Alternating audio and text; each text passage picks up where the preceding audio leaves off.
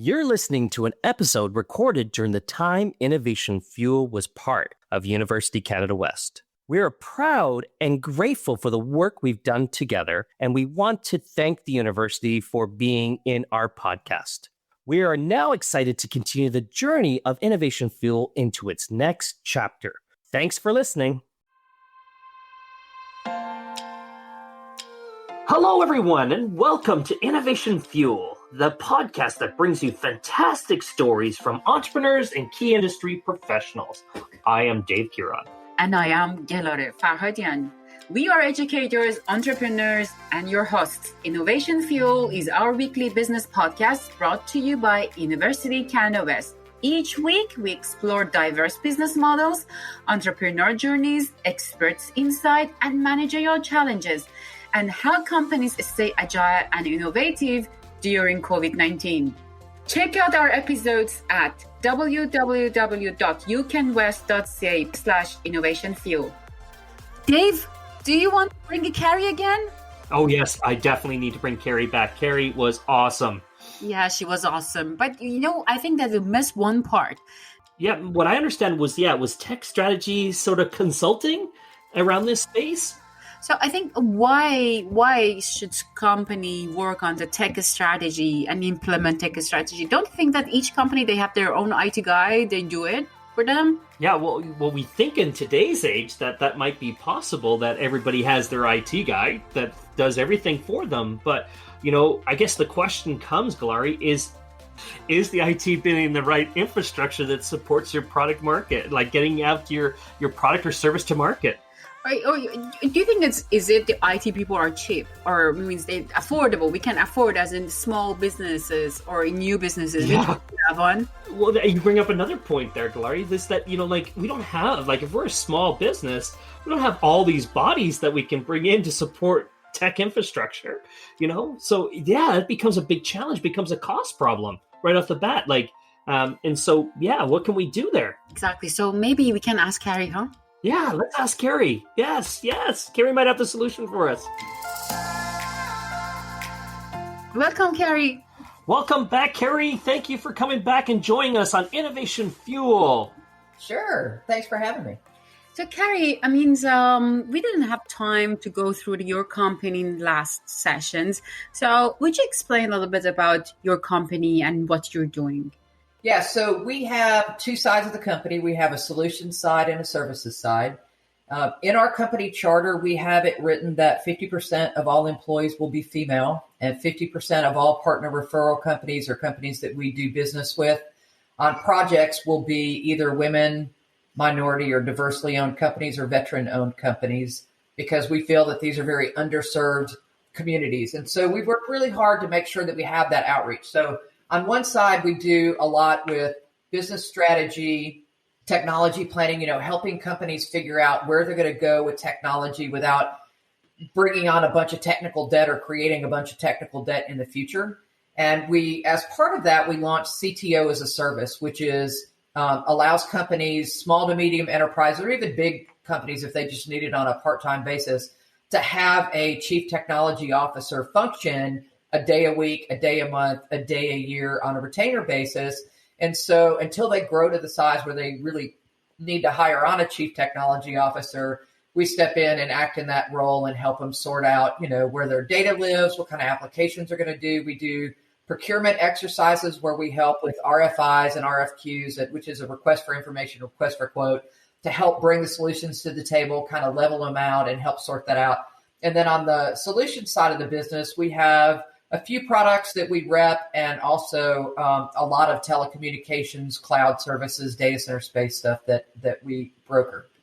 Fantastic. So you intern to a company, you develop a technology department, you create those everythings, and then when you want to leave it, even you hire it as a chief technology officer. That's why you do. Yeah, so they hire us as a chief technology officer on a retainer basis. So it depends on how many hours they want per month, what their fee is. And then we work for them that number of hours a month, either bringing solutions to the table, working with employees, finding out, what software would be beneficial to them, what they can use from a business strategy standpoint, to help grow their business, those kind of things. So why they are not hiring someone, why they give it to you, to your company? Well, so a lot of companies don't have enough need to have that as a full-time position, or they're just starting out and they don't, their budget is being spent elsewhere on other things that they need to do in different parts of their business. And so we really step in just to help in that technology side and that technology strategy to sort of push them forward in those. And then as they grow and their company grows where they end up needing somebody full-time to take care of that, then we will help them find somebody as a full-time person. So you'll help them with the scale-up element and moving. Oh, sure. Yeah. Scale up, knowledge transfer, all that kind of stuff. The idea is to give them a really good plan moving forward that they can use elsewhere. And, like I said, hire somebody on full time. And then sometimes, it's just like on a project, they're working on a project. They just need some expertise. Maybe they haven't done anything with data centers or something, and they just need it for this project, but then they need it to go away. So it's kind of a cloud-based service, if you will. And that, at some point their bill returns to zero and then they go on their merry way until the next project or the next time they need us. I just want to a little bit more emphasize, because you said technology-based strategy or tech strategy. So what do you mean by this exactly? And how a company can approach you when the technology is there in value, if the technology is in their mission, if the technology in where, so why they, Well, it could be anywhere, right? So, think about it from a technology or from a company perspective. Assume that you're starting a brand new company and maybe you're in an incubator or, you're in those very infinite, stages and you have this really great idea.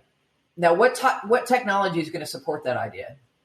Mm-hmm. And so that's most people don't know. They don't know the technology is out there. They know, they've been exposed to the World Wide Web. They know that they need a website. They've been exposed to Microsoft Office suites or Google suites, and they know they need email and some ability to write documents and do spreadsheets. But outside of that, they don't know. What about HR systems? Mm-hmm. What about payroll systems? What about what if that's going to be in the cloud? What about a CRM so they can keep up with customers and customer relationships? What about a contact information system? What about a voice over IP system so they can communicate with employees and customers and all of those different things? So what we do is we sit down with a company and say, all right, what are you doing? Where do you want to go? And then let's do this in bite-sized increments. And so it might be that they implement a certain cloud application for CRM, and we know that it's going to grow them to this certain point. And so anytime we recommend a technology, we look at how you get into that technology, but we also look at how you get out of that technology, mm-hmm. right? Because you have to have an exit plan to move into the next thing as you grow, right? Because not everything scales indefinitely. And the stuff that is for great big companies, smaller companies typically can't afford because the per seat price or whatever is very difficult. And so we help work through all of those different stages and bring technology to the table that is useful for them in business. So you were talking there a little bit about going and some of the challenges. It seemed like almost to a point where would you step into an organization that already has some technology that has become outdated and they don't know how to move forward? Oh, yeah, we've done that many, many times, especially in the data center space. Because, data centers have changed the way we organize data centers, the design of data centers. We go in and audit old data centers and help people figure out what they need to do to get up to spec and up to the newest level of technology. We help write roadmaps for them to get there and figure out what the downtime schedule is going to be, if they need swing equipment to bring in to do something temporary. So, yeah, we do that a lot. And really in tech, and anybody that's in tech, whether they work for a private company or somewhere outside, these aren't really 9-to-5 jobs anyway.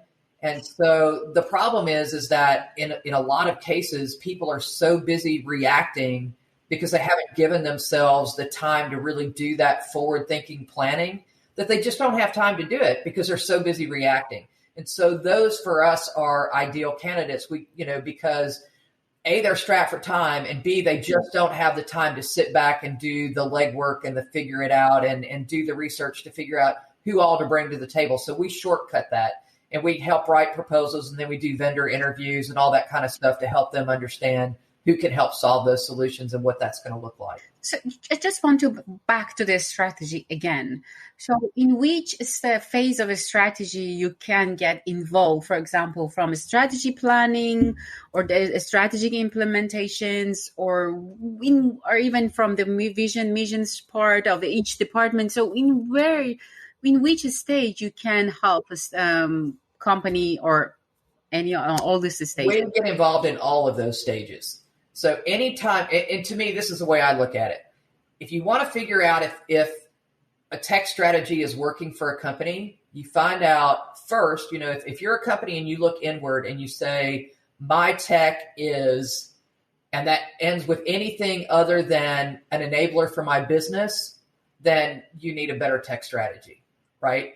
And so that could be at any phase. It could be because your technology is getting old and nobody planned a refresh cycle. It could be your systems aren't working for you. They're too slow now because you've outgrown them and they become cumbersome, or it was some old software that somebody wrote and now it's just unwieldy and crazy and too much to maintain. So all of those are good examples of when we can step in, or a company that's brand new and trying to figure out what can technology do for me? And if you don't have a technology strategy as any kind of company, even if it's a small retail shop, you've got to have a good strategy for point of sale systems and what they're going to do for you and how you're going to keep up with your customers and promotions and what you're going to do to attract new customers. So technology should absolutely be an enabler. And if it's not being an enabler, then you need a better strategy. So do a lot of these businesses out there put technology on the side and not actually put it up front where it should be in the strategy planning? Yeah. I mean, tech for a long time has been sort of a necessary evil, right? And that's exactly the opposite of what it should be. It shouldn't be a necessary evil. It's absolutely necessary without a doubt, but it should be a necessary enabler. And it should be something that can make a difference to your bottom line. Because what happens if your employees hate it and it's too much trouble, they just go around it. And then that does you no good because now you have data and you have no idea where it is. And the cloud is a great place to hide data that you don't want lost in a cloud. Mm-hmm. It's what we can see a lot, what is trending is a lot of companies, especially big companies, even banks, they outsource their IT department or technology departments to the other country, such as India, right? Yeah. So what you do in this case, it means if are you losing your clients or it's an advantage for you? Well, what do you do in this regard? So normally if they outsource it, they outsource a piece of it, right? They'll outsource their call center, they'll outsource their help desk or outsource some function. They don't normally outsource their entire IT department. Now there are companies that outsource to, larger companies like the IBMs of the world and those kind of things, because they don't want that headcount. And for them, it's easier to have that as a different expense than to bring out the headcount of people. And that certainly happens, and that's a business strategy in and of itself. But you really have to look at the whole piece of pie, right? So there are some companies that outsourced call systems to foreign countries that had to turn around and bring them back because their customers couldn't stand it. There's language barriers or accent barriers or frustrations, and people work off scripts in those call centers, and people get frustrated going through the 7,384 steps that you have to go through before you can escalate the thing and get to somebody that really knows your problem. And if you're a tech savvy end user, that is nothing but frustration. And so, you really have to examine each application and each individual task that you plan to accomplish and figure out the best place for that to sit, for a variety of reasons. So how do you mean again? So you're saying that you compete with these kind of outsourcing to other or offshoring to the other countries is that you have a better quality? No, I mean, sometimes if people want to have offshore services, we don't stand in their way. We really are more, on the strategic planning side from a services perspective. And from a data center perspective, we're on a design services side. And my take on it is, there's always going to be somebody that competes with you. You can't compete with everybody. You have to pick and choose the customers that you want, because that needs to be a fit too, I think. Just taking business for business sake is not a good idea. If it's a bad relationship or a bad customer, wish them on your best competition and hope they get to burn all those hours. But yeah, I think there's room for everybody at the table. There's certainly enough work to go around. You just have to be diligent in finding it. In another piece that, because you're more like a consultant, right? So especially on the services, you're very like consultant. So how you find your clients in your consultancy service? So a lot of it is word of mouth. Thankfully, we have a lot of good contacts in the industry. And then we also are just bringing on a new system that helps identify customers using some AI. So that hopefully that knocks out some of the legwork and cold calling and stuff for us. If we could find some students that wanted to do business development, we'd bring those on as interns for sure, and make sure that they were funded well out of whatever contracts they bring to the table. But I think you just have to be creative. I think there's good business development people. We certainly do a lot with strategic partnerships and relationships. So we have people that are complementary in what they do to what we do. And sometimes we go after business together. Sometimes we feed them business. Sometimes they feed us business.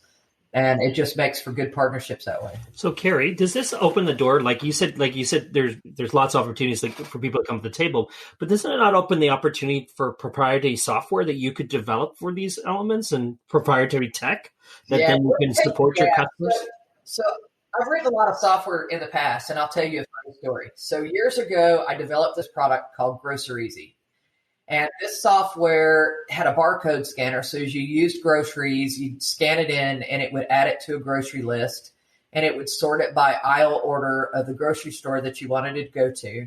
It would transmit that order to the grocery store so the grocer could fill that order for you, and would also figure out what products you're buying from the competition, because obviously he wouldn't have those on the shelf, or she. And then it tied into prescriptions and birthday cards and all that stuff. So you could do all that kind of stuff at the same time. And you could decide if you wanted to pick out your own meat and vegetables, for instance. It would fill all the rest of your grocery order and have it ready there. So you could add your stuff to it and do a quick checkout. And this was about 10 years ago. And we marketed it to a lot of the grocers, and they said, nobody's ever going to let somebody pick out their own groceries. Nobody's going to do drive-up grocery service. It's never going to happen. The pharmacy said, you can't do, there's privacy laws. We can't do drive-up pharmacy. That's never going to work. We're never going to cross that hurdle. And I would be a millionaire now if that had gone.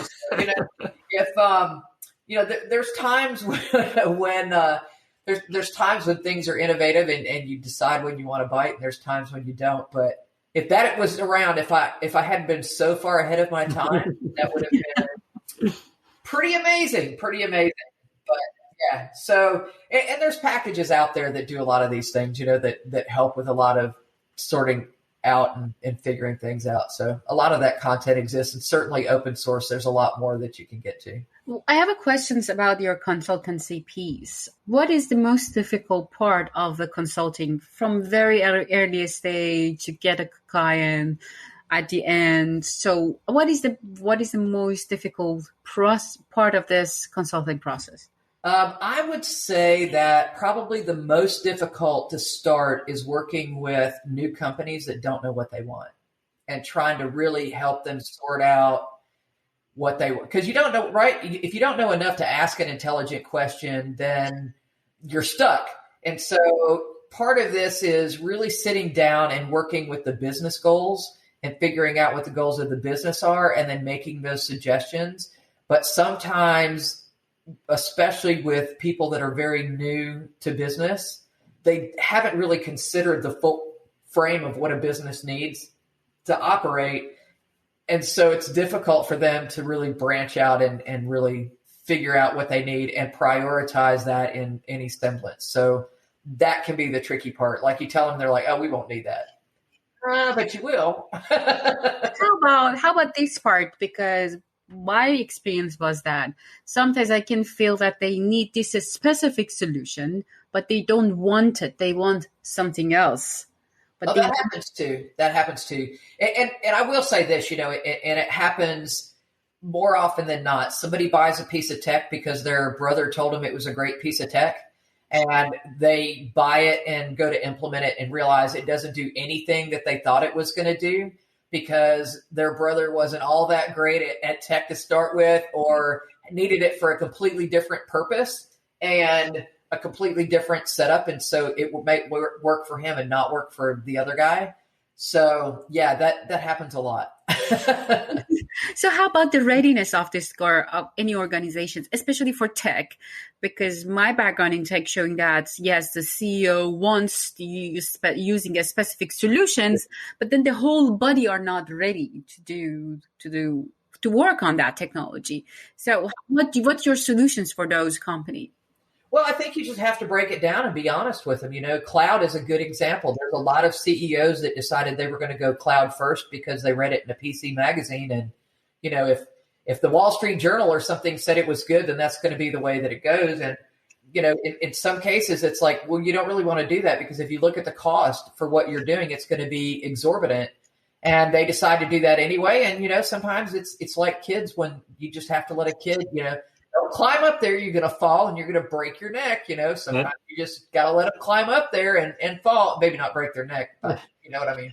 Sometimes you have to let them make their mistakes. And this leads into my one last question. And when do you decide for you to walk away? When is it the time for you to say, hey, this relationship's done and it's time for me to move on? Because sometimes we just find that out of balance. But when you would rather gouge your eye out with a spoon than talk to your customer, it's a good time to know that it's a good time to walk away.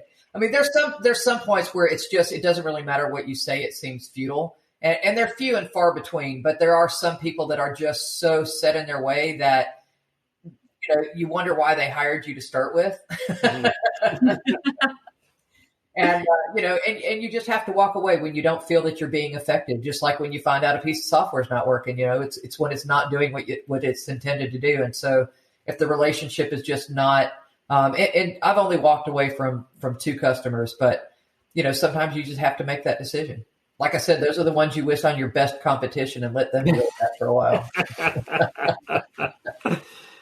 It's been great, Carrie. Thank you very much again. Any last minute words you want to pass on to before we leave today? No, I would just say that, sometimes you have to jump in with both bare feet and roll your sleeves up and, make something work. And don't be afraid to try something that's new and different that you know nothing about. Just because that's how we learn, and everybody's ignorant till you learn. Yeah, love it. Great words of advice. Never, ever, everlasting learners. We need to keep learning, and especially the way the advancement of technology. Well, and I will say this too, especially since there's a lot of students listening to the broadcast. Starting today, keep a journal of everything that you do that you feel proud of. And I say that because one day you're going to have a down day, and it's good to be able to go back and look at that journal. But when you're trying to sell yourself to an employer or you're trying to get a raise, you need to be in the habit of doing that, because 5 years from now, you're not going to remember that you did that. But 5 years from now, it might be everything that gets you a raise. So start journaling your attaboys and when you feel good about yourself, and keep that list up from now until the day you retire. Great words of advice. Great word. I have to start to writing it as well. I'm going to remember what I'm proud of. Thank you, Carrie. Thank you very much. To all entrepreneurs and managers out there, we have ambitious students here at UCW who would love to hear from you and help you with your business through our internship, our capstone program. If you think you have a wonderful story or a challenge that you want to share with our students and our audience that you think they can benefit from, we want to hear from you. We want that information. We want you to be a part of this show. We also want you to join our mentorship program. We've got a great mentorship program to help students as they move on their educational journey towards getting into a career or launching a new opportunity. So reach out to us, connect with us at www.ucanwest.ca/Innovation Fuel. You have just listened to the Innovation Fuel podcast with your hosts, Dave and Gellere. Subscribe to our podcast on Apple, Google, or Spotify. Join us next week for another innovative story. Thank you for listening and have a great week.